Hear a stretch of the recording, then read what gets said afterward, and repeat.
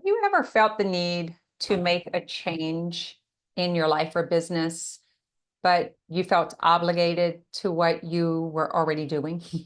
Has that ever happened to you? Like you continue day after day doing things that aren't working, but you don't know how to pivot, how to get out of whatever the previous agreement was? Well, buckle up. I'm going to take you through the permission to pivot episode. That is what we're going to talk about today. So, being in business for over 30 years, so I opened in 1994, March of 94, my first hair and nail salon. I did manicures, pedicures, that kind of cool stuff. And I have made a lot of changes over the years, and it never gets easy. Even today, I find myself doing things out of habit, doing things that did work, even when they aren't working anymore.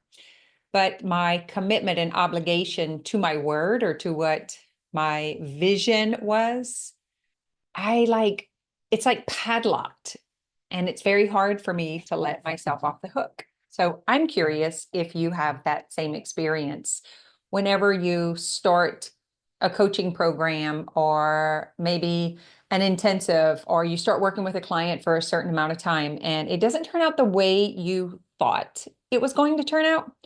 Do you just drive all the way through no matter what? Or do you pause and assess and maybe pivot and change things up? I consider myself to be very flexible, yet very committed and disciplined. And so it's really tricky. We were talking about this in the VIP group call this morning, when to let yourself off the hook or when to drive and pound all the way through the discipline and the commitment. So it was pretty interesting to watch how we interpret this stuff. So there's the side of us, or there's those who say, put out the intention and just wait for the universe to deliver it in your mailbox. And then there's another side that is like, it requires hard work and discipline and drive, and you can't have anything unless you worked very, very hard for it. But those are two ends of this spectrum. What if there were a middle part? What if you had permission to assess and pivot?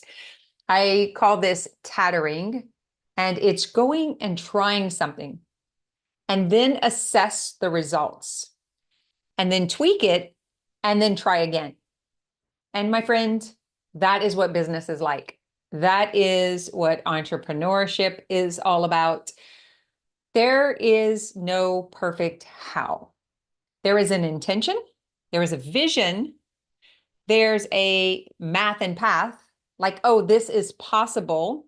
If I add 10 and 2, then I will get, right? So it's like you can figure out the math to what you want.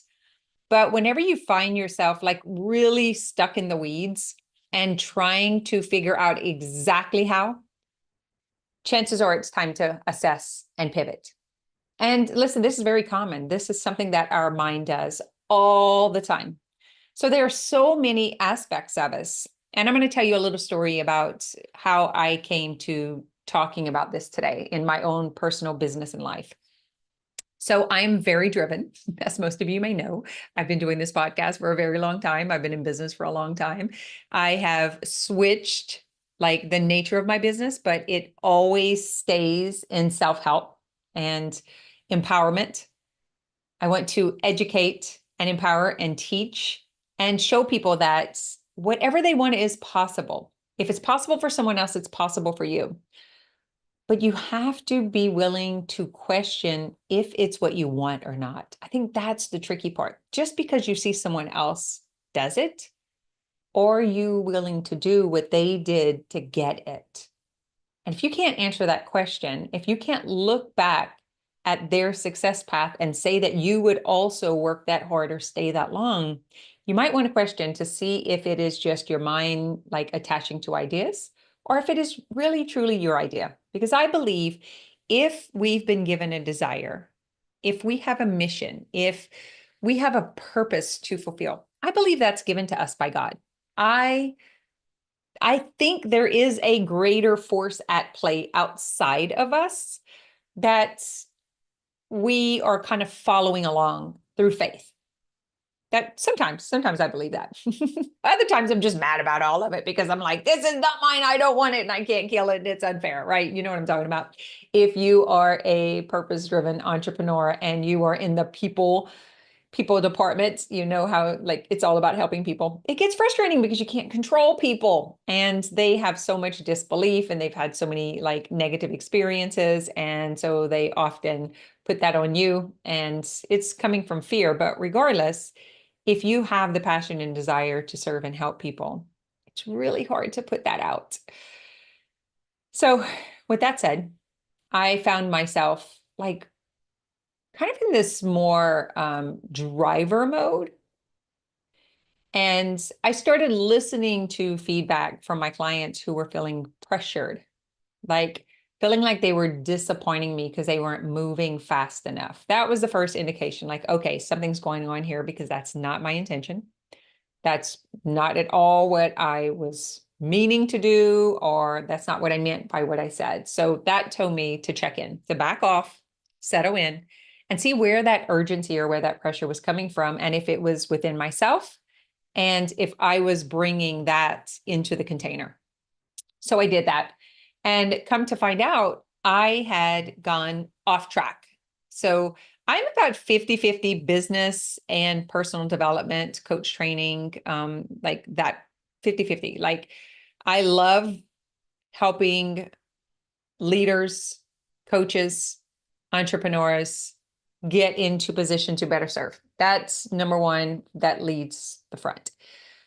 So in order to do that, I have to help them monetize. I have to help them make money so that they have accessibility to the things that they need in order to get their work to the world. But I noticed that I was all business and very little coaching. Like 1 hour a week, I was doing the coach training. And I didn't notice until I noticed that something was falling off. And so I backed up. I took about 30% of my clientele down. I finished out some contracts. I released some. And I went all in on the integrative mind body coach training. I'm doing a free coach week this week where I'm just doing coaching five days, just really just making myself available. And it feels so good because I pivoted and because I'm receiving the benefits of that and I have more clarity and more understanding about what got me there. I wanted to just come on and talk about it. So if you've seen some changes in my social media, if you've seen some changes in the emails and the way that what I'm speaking about, this is what's going on. I'm pretty transparent. I am very flexible. I do pivot and change a lot, but I also like to inform. I am responding to something that didn't feel good anymore. And, you know, I have this commitment. If it's not fun, I'm not doing it. So, and by the way, I think working hard is fun. So it's not that I don't want to work hard. It's that I felt like I was jumping hurdles or like hitting up against a brick wall and things weren't like opening up for me. Do you know how it feels whenever you're stuck in traffic and you just can't get anywhere? It's just like every time you pause, there's like traffic and traffic. And then have you ever felt where there's traffic, but you just kind of like ease through like butter? Like it's just super simple. Well, that's the difference between force and flow. And I personally like to work in flow. But whenever I am pressuring or aggressive, as some will say, aggressive and maybe drive, like I'm driven or I'm very goal oriented and focused and like disciplined, and I'm starting to portray that, chances are I'm feeling a little out of control. And there's something in the environment or someone in the environment who's not moving. Guys, I know you know what I'm talking about. You're trying to get to the finish line, but it feels like a racehorse on a walking track. It's like you just can't get there. And I know to stop and pause and question that. And I did. And that's the permission to pivot. Are you willing to investigate? Are you willing to question? Are you willing to change things? Can you give yourself or let yourself off the hook? Give yourself permission. Take the pause, settle in, ask the questions, listen from the inside for the answers. Don't go to anyone else. For me, it's about unplugging unplugging from everything, from what I'm reading, what I'm listening to, my natural everyday surroundings. Like I just have to unplug and go do something completely different, maybe even surprising. And that forces me to get back in my body and to get back on my path. I like to say it's like staying between the railroad tracks. Sometimes we have a destination and the train stops at a few exits before your destination. And sometimes you get out and wander around and you kind of get lost. And so that's what happened. So now I am back in the train. I'm back on track. I am feeling lighter. Things are feeling easier. I'm feeling more flow. People are coming in naturally. And I'm doing what I love to do. I'm really excited about the coach training, about the 10-week intensive, about doing more personal coaching, professional coaching, teaching coaches how to become competent coaches. I call it super coaching. I know that is my zone of genius, to help people get in touch with that part of themselves that they want to evolve and grow and contribute, and how to monetize that in the material world. I've actually been playing a little bit more in human design again, which is super fun because I had like completely put that aside.